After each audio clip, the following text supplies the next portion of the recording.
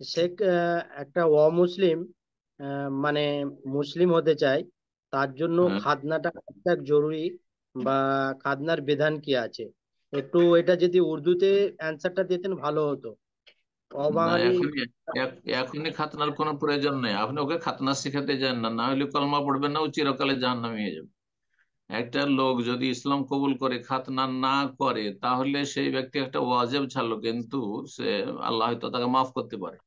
কিন্তু এই খাতনার কথা এখনই বলে দিবেন ওকে, আর তারপরে সে বলে যে না না না না, এত বড় মানুষ, আমি খাতনা করতে পারবো না, এত রক্ত বের হবে, রক্ত আমি এটা বরদাস্ত করতে পারবো না, এই কষ্ট। তাহলে আপনি তাকে তার ক্ষতি করলেন, জান্নাতেও ঠেলে দিলেন তাকে। সেই জন্য খাতনা মাতনার কথা, এখনো যদি সে অমুসলিম থেকে থাকে, ইমান তার পাক্কা হয়নি, 2 4 6 মাস হয়েছে, ইসলাম শিখেছে, অন্তরে তার ইমান ইসলাম শক্ত হয়েছে, তখন খাতনার কথা বলতে পারে যে খাতনা করে না, ওটা তোমার জন্য উচিত। বোঝা গেছে? একটি লোক যদি খাতনা নাও করে, সে মুসলিম, কিন্তু সে একটি খাতনা মানে মুসলমানই নয়, এটা জাহেলদের কথা আমাদের মুসলিম সমাজের।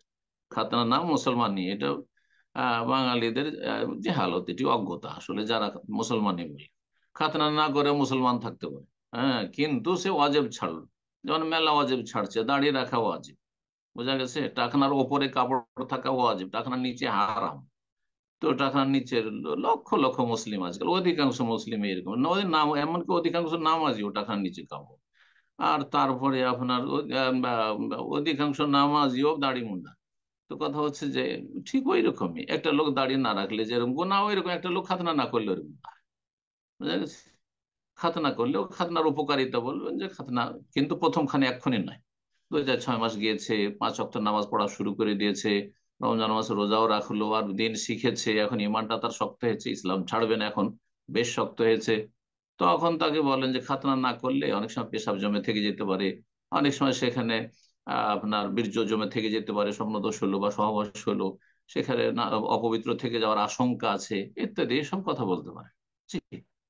আর আগে থেকে খাতনা না মোটেই জায়েজ নয় যে একটা অমুসলিমকে বলবেন যে দেখো না, ও কলমা পড়বে, খাতনা করতে হবে, এইভাবে ইসলামের দাওয়াত দেওয়া হারাম, জায়েজ না এরকম। জি। বারাকাল্লাহ ফিক। আমিন। জি ওস্তাদ, জি আজকে এখানে শেষ করা যাক ইনশাআল্লাহ। জাযাকাল্লাহ জি, খাইর। জাযাকুমুল্লাহ খাইর, বারাকাল্লাহ বারাকাল্লাহ ফিকুম। ফিক।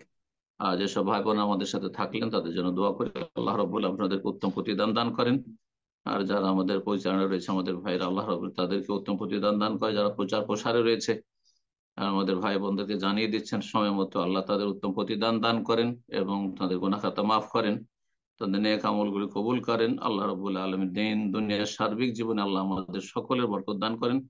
ওয়া সাল্লাল্লাহু ওয়া সাল্লাম আলা নবিয়িনা মুহাম্মদ ওয়া আলা আলিহি ওয়া সাহবিহি আজমাইন।